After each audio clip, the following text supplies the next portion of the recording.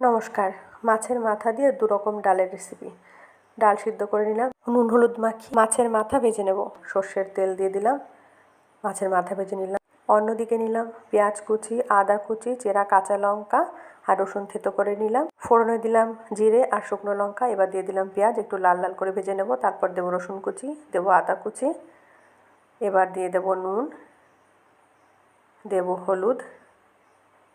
এবার দিয়ে দিলাম মাছের মাথা, খুন্তির সাহায্যে ভেঙে চুরে দেব। দিলাম নুন, দিলাম চেরা কাঁচা লঙ্কা। এবার খুব ভালোভাবে মিশিয়ে নিয়ে দিলাম জিরে গুঁড়ো।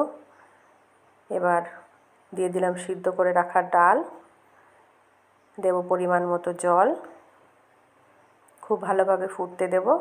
এবার দিলাম চিনি, দিলাম গরম মশলা গুঁড়ো আর দিলাম ঘি। রান্না রেডি। ধন্যবাদ সকলকে।